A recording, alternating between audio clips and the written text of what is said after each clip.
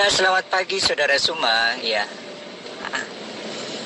pagi-pagi saya layani Anda untuk memberikan satu pengajaran bahwa Anda pinter di dalam menafsirkan Alkitab itu secara harafiah.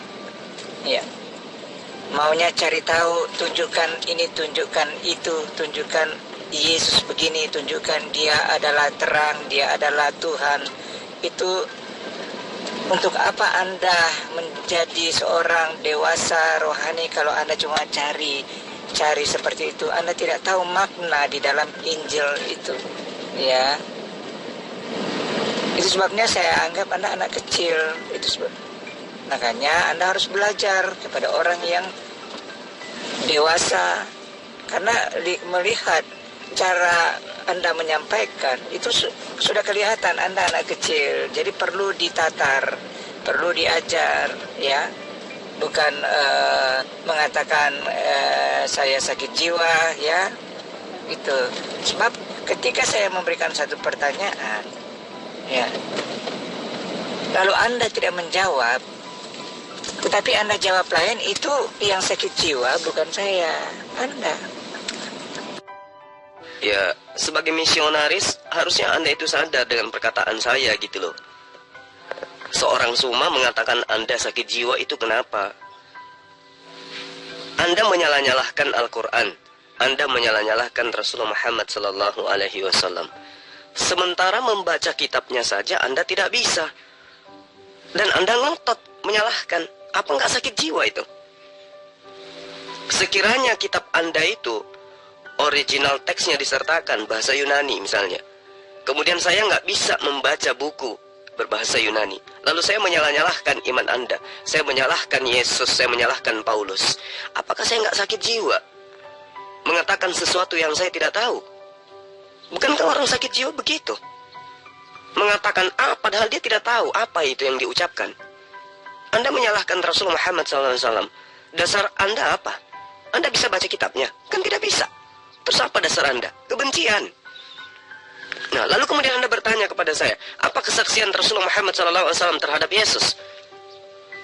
Maka saya tanya kepada Anda, kesaksian Rasulullah Muhammad SAW adalah bahwa Yesus itu adalah Rasulullah, utusan Allah kepada Bani Israel. Kesaksian Yesus terhadap dirinya pun demikian. Dirinya adalah utusan hanya untuk Bani Israel. Lalu kesaksian Paulus, pendiri agama Anda, adalah Yesus itu adalah Tuhan yang inkarnasi menjadi Tuhan. Yang mana yang Anda percaya? Anda percaya kepada Paulus kan? Maka yang saya katakan Anda sakit jiwa. Sakit memang, tapi mau kayak mana? Bapak yang ngejaprik saya, Bapak yang menghubungi saya, ya Bapak harus nanggung resiko itu. Jadi saudara Suma, di sini saya melihat bahwa Anda getol mempersalahkan Alkitab, mempersalahkan Yesus bukan Tuhan. Sedangkan sudah dijelaskan dan diterangkan, Anda juga tidak mau mengerti. Tetapi ketika kami bertanya tentang keyakinan Anda mengatakan kami gila, sakit jiwa. Bukan gila, sakit jiwa. Nah, jadi saudara Suma, disinilah kami melihat bahwa ternyata Anda tidak ada apa-apa. Tidak bisa menjawab pertanyaan kami ketika Anda bertanya kepada kami tentang kepercayaan kami tentang Yesus itu adalah Tuhan kami. Kami sudah menjelaskan, menjawab, tapi Anda tidak mengerti, tidak memahami. Malah mengatakan di mana tertulis, sedangkan sudah banyak tertulis. Ya. Saya tidak pernah menyalahkan gospel. Yang salah adalah Anda yang mengatakan gospel itu adalah firman Allah. Oke? Gospel dalam hal ini perjanjian baru tidak pernah menyatakan dirinya sebagai firman Allah. Pahami itu. Malah yang dinyatakan di dalam perjanjian baru adalah hasil penyelidikan, hasil investigasi. Artinya itu adalah karangan penulis. Apa yang salah? Kitab Anda tidak salah. Yang salah adalah Anda yang memahami kitab itu sebagai firman Tuhan, padahal bukan firman Tuhan. Kelirunya di mana? Yang salah itu Anda. Anda menyalah-nyalahkan Al-Quran. sementara membacanya pun Anda tidak bisa. Makanya saya katakan Anda sakit jiwa. Bagaimana mungkin kemudian Anda menyalahkan sebuah buku, sementara membacanya saja Anda tidak bisa? Apesnya Anda kemudian ngotot menyalahkan itu. Ketika Anda mengatakan bahwa Yesus itu adalah Tuhan, yaitu iman Anda, tetapi tidak demikian dengan ajaran Yesus. Beberapa saat yang lalu saya pernah utarakan kepada Bapak, saya lebih paham kitab Anda daripada Anda sendiri. Kenapa? Saya memahami kitab Anda dengan akal. Anda memahami kitab Anda dengan akal-akalan alias imani saja. Itu perbedaan yang sangat fundamental antara Bapak dengan saya. Ngerti enggak?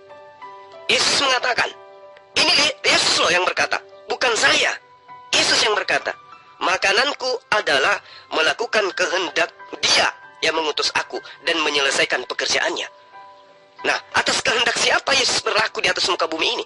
Menghidupkan orang mati, mengaku Alfa dan Omega dan seterusnya. Itu atas kehendak siapa? Atas kehendak Bapaknya Dia. Siapa Bapaknya? Tuhannya. Tuhannya Yesus yang punya kehendak agar Yesus melakukan apapun yang Tuhannya kehendaki. Terus kemudian Anda justru menyembah utusan. Makanya saya katakan Anda sakit jiwa. Ya, di samping Anda menyalahi ajaran yang Yesus ajarkan, Anda juga menuduh Al-Quran, menuduh Rasulullah Muhammad SAW itu salah, sesat. Sementara Anda tidak mampu membaca kitab saya. Lalu kemudian Anda tidak mampu membaca poin-poin pengajaran Yesus. Makananku, artinya rutinitasku, kegiatanku, ya tugasku, kata Yesus, melakukan kehendak Tuhanku yang mengutus aku. Terus kenapa Anda menyembah yang utusan? Inilah yang saya katakan, Anda itu sakit.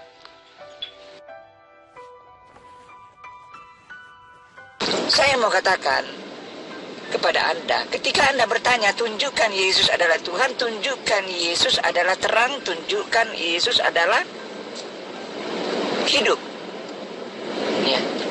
Saya mau katakan kepada Anda, setiap nabi siapapun, baik dia Abraham, baik dia Adam, Musa, semua nabi, bahkan Muhammad yang Anda anggap nabi, tidak pernah mengatakan akulah jalan, kebenaran, dan hidup. Tidak pernah Musa tidak pernah mengatakan akulah terang, akulah kehidupan. Tidak ada. Semua nabi, hanya Yesus yang berani mengatakan seperti itu karena memang dia keluar dari Bapa. Ya, ini Anda harus pahami. Coba, siapa yang lebih pintar dari kamu? Kamu ini gimana ya? Jadi saya bukan mau berdebat. Saya ingin Anda mengerti kebenaran firman Tuhan. Ya, mengerti isi kebenaran dan apa makna di dalam kebenaran firman Tuhan. Bukan hanya kita mencari tahu, oh ini firman Tuhan di dalam Alkitab sudah dipalsukan karena mereka menganggap Yesus itu adalah Tuhan. Walaupun kami tidak menganggap dia Tuhan, kami tetap akui bahwa firman Tuhan itu di dalam Alkitab itu kebenaran, karena kebenaran itu membenarkan manusia dan memberikan kami satu jalan kehidupan. Itu yang Anda tidak pahami, dan muslim-muslim yang lain, dan Anda telah menyesatkan Islam-Islam yang polos dengan memberikan ayat sehingga mereka menjadi berdosa. Ya, Anda guru palsu. Ya, Anda adalah guru palsu, membuat orang jadi sesat. Oke, Saudara Rasul, belajar. Saya minta jawab pertanyaan saya supaya saya lihat kemampuan Anda orang cerdas. Saudara sebagai misionaris itu kudu harusnya belajar dulu gitu. Gunakan akal. Jangan akal-akalan, Pak Deki. Saya katakan kepada Anda, saya lebih paham kitab yang Anda anggap sebagai kitab suci daripada Anda. Ngerti? Sekali lagi saya ulang. Saya jauh lebih paham daripada Anda. Anda hanya modal imani saja. Anda tidak menggunakan akal. Nah, coba kita lihat. Yesaya 44:24. Beginilah firman Tuhan, penebusmu. Coba. Yang membentuk engkau sejak dari kandungan. Yesus dibentuk nggak dalam kandungan? Dibentuk, berarti dia bukan Tuhan. Tuhan yang benar mengaku, akulah Tuhan yang menjadikan segala sesuatu. Ada nggak Yesus mengaku seperti itu? Ya, yang seorang diri membentangkan langit. Ada nggak Yesus begitu? Yang menghamparkan bumi. Siapakah yang mendampingi aku? Tidak ada. Bapa itu seorang diri. Allah itu seorang diri. Dia tidak memiliki sekutu apapun. Ya. Lalu di Yesaya 45 nomor 12 diterangkan, akulah yang menjadikan bumi dan menciptakan manusia di atasnya. Yesus diciptakan, dia manusia kan? Berarti dia bukan Tuhan pencipta langit dan bumi. Bapak itu harus banyak belajar gitu, tapi pakai otak. Jangan akal-akalan gitu. Yesaya 45 nomor 18, sebab beginilah firman Tuhan yang menciptakan langit. Dialah Allah yang membentuk bumi dan yang menjadikan dan menegakkannya. Ia menciptakannya, ya, bukan supaya kosong tetapi membentuknya untuk diami. Akulah Tuhan, tidak ada yang lain. Yesus di mana? Dikandung aja belum saat itu. Jadi Bapak itu harus belajar menggunakan akal.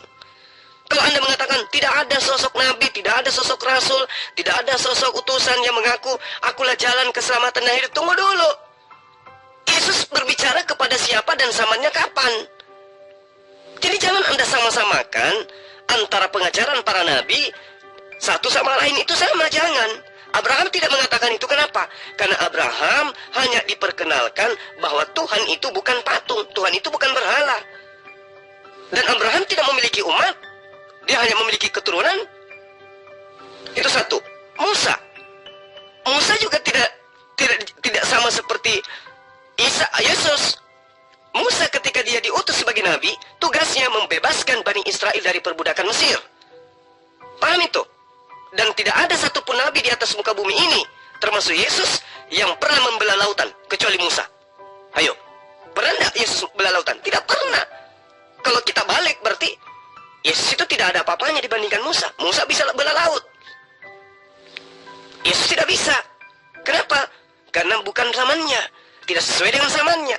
Yesus mengatakan, aku jalan keselamatan ini. Kenapa? Karena pada masa itu sudah ada Musa terlebih dahulu menunjukkan jalan, sehingga Bani Israel menganggap Musa itu sebagai seorang nabi. Begitu Yesus datang, dia ditolak karena orang lebih dominan kepada ajaran Musa.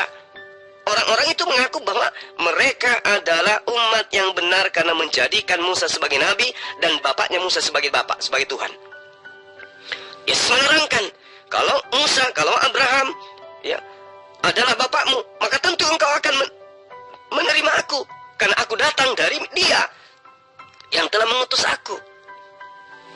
Dia mengatakan, akulah jalan, aku keselamatan hidup. Kenapa? Karena pada saat itu dia ditolak. Kalau Musa, pada saat perbudakan Mesir terhadap Bani Israel, adakah Bani Israel yang menolak dibebaskan oleh Musa dari penindasan Israel, Firaun? Adakah? Nggak ada. Jadi tidak ada Musa mengatakan, akulah jalan, akulah keselamatan hidup. Tapi faktanya, fakta di lapangan, siapa yang mengikuti Musa, maka dia akan sampai kepada tanah perjanjian.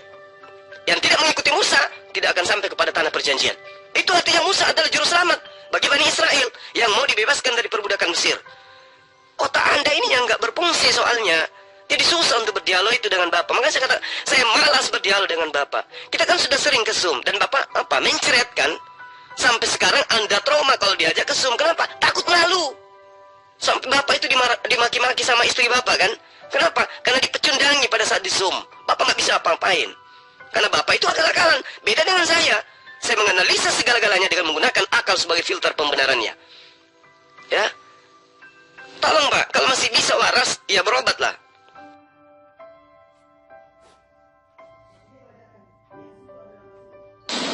Saudara Suma, kita bukan membahas tentang sakit jiwa, tapi kita akan membahas, ya, pertanyaan sesuai apa yang Anda klaim mengenai Yohanes, ya, 15. Ya, itu klaim Anda bahwa itu kepada Muhammad. Dan Anda mengatakan bahwa klaim itu ditujukan kepada Muhammad, bukan kepada Paulus, sebab Anda mengatakan Paulus itu adalah rasul palsu. Nah, itu sebabnya karena Anda mengatakan itu Paulus rasul palsu, nah kita buktikan Apa yang dikatakan oleh Yesus itu ditujukan kepada Muhammad atau kepada siapa? Kepada Rasul Paulus. Nah, ini yang kita harus bicarakan, bukan membicarakan sakit jiwa. Coba Anda tolong respon apa yang kita bicarakan. Terkait dengan penyakit jiwa atau sakit jiwa atau sinting atau miring atau bahlul atau dongo, itu kudu wajib diutarakan pada saat sesi dialog seperti ini. Kenapa? Karena di antara kita ada yang tidak tahu Al-Quran, tetapi menyalah-nyalahkan Al-Quran. Sudah menyalahkan Al-Quran, ngotot paling benar. Jadi ada yang harus jadi pasien. Saya mengatakan kepada Anda memahami kitab Anda dengan bahasa terjemah. Saya juga demikian. Kalau Anda ingin lari ke original teks, ayo mari kita uji. Nah, sekarang Anda menyalahkan Quran, sementara membacanya saja tidak bisa. Bagaimana Anda bisa menyalahkan sebuah buku yang isinya rumusan-rumusan kimia, sementara membaca dan mengerti tentang rumusan kimia aja Anda tidak bisa? Itu namanya sakit jiwa, Pak. Kalau Anda mau belajar, itu beda. Tapi kalau Anda menyalahkan sebuah kitab, tapi Anda membacanya pun tidak bisa, itu namanya Anda sakit jiwa. Mohon maaf, saya harus katakan itu. Dan ini perlu saya tegaskan, supaya Bapak berhenti japri saya. Supaya Anda tahu, Anda sadar kelas. Lain cerita kalau Bapak mau belajar. Dengan terbuka hati, saya pasti akan mengajar Anda. Tapi kalau Anda sok menghakimi, tapi Anda tidak bisa membaca kitab saya, ke laut aja, Pak, ke laut. Ya, mungkin di laut Anda bisa menjadi makanan hiu, lebih berguna bagi makhluk lain. Daripada Anda ngejapri, tapi Bapak tidak ada ilmu. Kalau Anda mengatakan Yohanes 15, lagi-lagi Anda salah. Ini kukatakan, Anda itu harus sadar, saya lebih paham kitab Anda daripada Anda. Meski Anda itu misionaris yang ditugaskan di Jepang sekalipun. Ditugaskan ke Gan Eden juga tidak ada artinya, kalau tidak memahami dengan yang benar. Yang saya maksud itu Yohanes 14, bukan Yohanes 16 atau 15. Saya harus ngajarin Bapak sampai sedetail itu. Ya itulah bukti bahwa Bapak sakit jiwa. Di Yohanes 14 itu sangat jelas dikatakan, jikalau kamu mengasihi aku, kamu akan menuruti perintahku. Itu pernyataan siapa? Pernyataan Yesus. Adakah Bapak mengikuti perintah Yesus sampai Bapak menjadi Kristen? Adakah Bapak mengikuti perintah Yesus sampai rasul yang Anda anggap sebagai rasul? Paulus itu Anda akui sebagai rasul? Adakah perintah Yesus? Adakah perintah Yesus yang Anda patuhi sehingga Anda menyembah Yesus? Adakah? Pernyataan Yesus, saya ulang, Yohanes 14, jikalau kau mengasihi aku, kamu akan menuruti segala perintahku. Perintah siapa yang Anda turuti sampai Anda menjadi Kristen hari ini? Anda mampu jawab? Nggak bisa kan? Lalu di pasal selanjutnya Yesus mengatakan, aku akan minta kepada Bapa.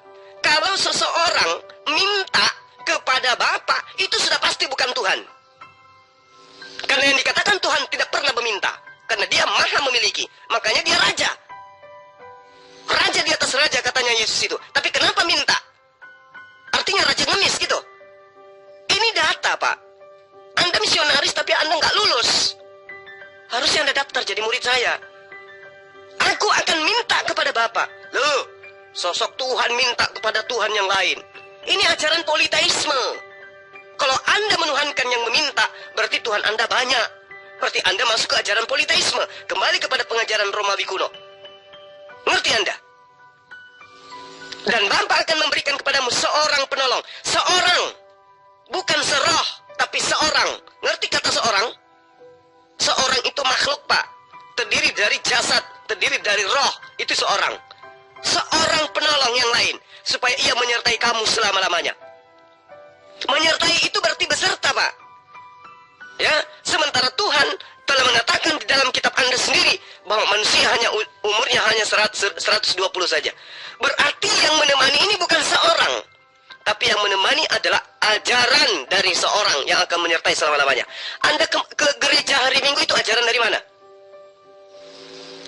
Ayo, ajaran dari mana Anda ibadah hari Minggu? Ajaran siapa Anda menyembah Yesus? Ada yang ngajarin? Tidak ada yang ngajarin. Berarti yang menyertai Anda itu bukan penolong lain. Yang menyertai Anda itu adalah ajaran setan. Mohon maaf saya harus katakan itu. Bapak yang ngejapri saya. Bapak yang mancing-mancing saya. Jadi saya harus luangkan semua waktu waktu saya untuk kemudian mengajarkan Bapak supaya Anda itu sehat. Jadi yang menyertai itu adalah ajaran. Ajaran Musa telah dibombardir oleh Paulus dengan matinya Yesus di tiang salib, maka ketetapan-ketetapan Tuhan dalam hukum Taurat itu dihapuskan. Karena dia adalah kutuk. Maka Yesus datang mati di tiang salib untuk menebus kalian dari kutuk Torah. Baca Galatia 3 nomor 13. Itu data. Lalu ajaran Yesus pun sudah hilang, diganti oleh ajaran kasih katanya oleh Paulus. Yesus menerangkan tidak setitik pun hilangkan dari hukum Taurat sebelum langit dan bumi ini runtuh. Tapi kalian hilangkan. Berarti ajaran Yesus sudah hilang. Sekarang ajaran siapa yang menyertai Bapak? Ajaran siapa yang menyertai Bapak? Nyembah Yesus, ibadah minggu, makan babi, ya, pesta tutup tahun, menyembah tiga Tuhan. Itu ajaran siapa yang menyertai Bapak itu? Bukan ajaran Yesus. Kami hari Jumat menyembahnya Allah, puasa, zakat, dan seterusnya, amalan-amalan soleh yang kami lakukan menyertai kami selama-lamanya. Ajaran yang bersumber dari Allah. Itu yang dimaksud oleh Yesus. Pahami itu. Kemudian pasal selanjutnya mengatakan begini, yaitu roh kebenaran. Dunia tidak dapat melihat dia, sebab dunia tidak melihat dia dan tidak mengenal dia. Tetapi kamu mengenal dia, sebab ia menyertai kamu dan akan diam di dalam kamu. Ini bukan apa-apa ini, Pak. Ini yang menyertai ini adalah ajaran. Ajaran yang datang dari Roh Kudus, dari roh kebenaran, yang disampaikan kepada penolong lain, yang kemudian menyertai manusia yang mau beriman. Pahami itu. Ya. Lalu kemudian Yesus menerangkan lebih lanjut lagi. Tetapi penghibur itu, ini indikasinya jelas. Tetapi penghibur itu, yaitu penolong lain, yaitu Roh Kudus, yang akan diutus oleh Bapa dalam namaku. Dialah yang akan mengajarkan segala sesuatu kepadamu dan, ingat, ini tanda petiknya, dan akan mengingatkan kamu akan semua yang telah kukatakan kepadamu.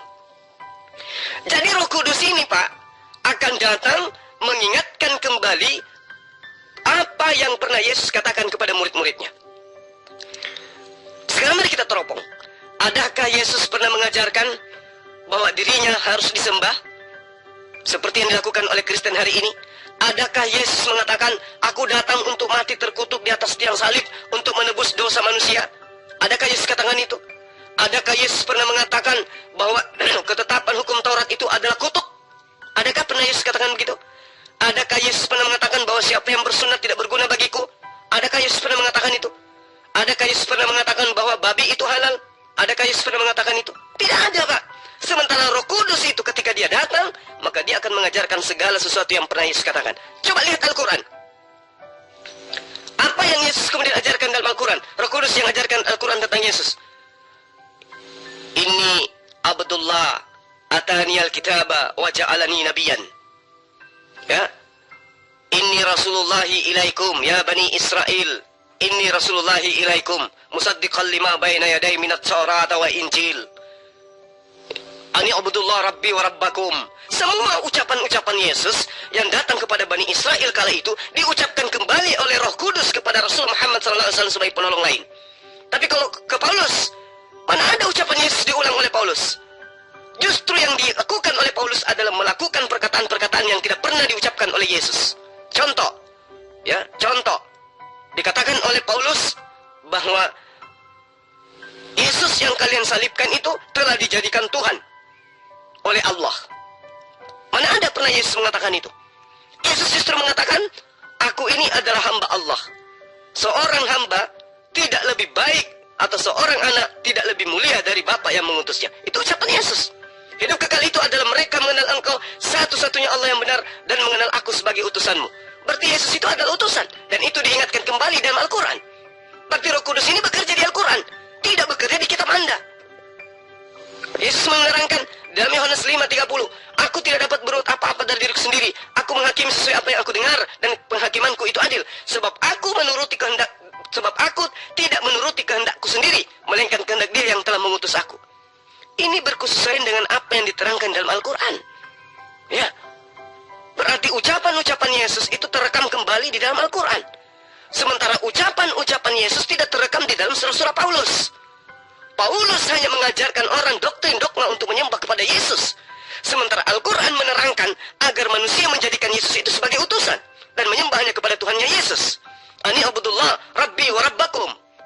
Berarti Roh Kudus itu bekerja pada Rasulullah Muhammad SAW, tidak bekerja kepada Paulus. Pahami itu.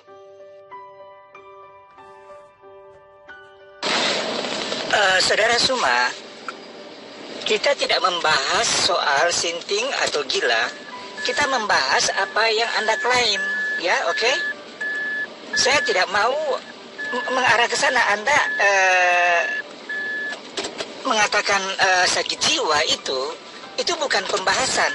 Pembahasan kita yaitu membahas Yohanes 15.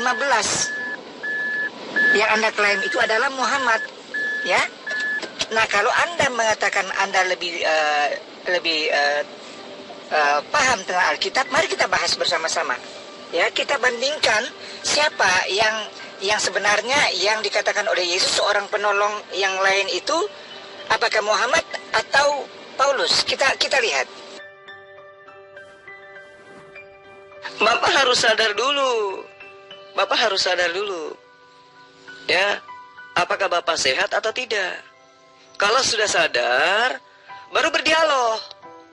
Kan sudah sering kita gesum kan? Dan Bapak di sana itu nggak bisa ngapa-ngapain. Sekarang Bapak ngejapri, padahal ilmu Anda itu tidak bertambah, malah berkurang. Gitu loh Pak, saya hargai. Tapi ketika Anda menyalah-nyalahkan kitab saya, tanpa Anda mampu membacanya, saya katakan Anda sakit jiwa. Itu nggak salah loh Pak. Demikian juga kalau saya menyalahkan kitab Anda, sementara kitab Anda menggunakan bahasa Yunani, sementara saya nggak bisa baca Yunani, itu berarti saya sakit jiwa. Lain cerita kalau Anda belum mampu membahas Quran, tapi Anda mengajak saya membahas kitab Anda, ayo, saya akan ladeni Anda. Tapi siap-siap, Anda akan terjungkil balik. Karena saya lebih paham kitab Anda daripada Anda sendiri. Anda berdasarkan imani saja, saya berdasarkan akal saja. Ngerti enggak, Pak?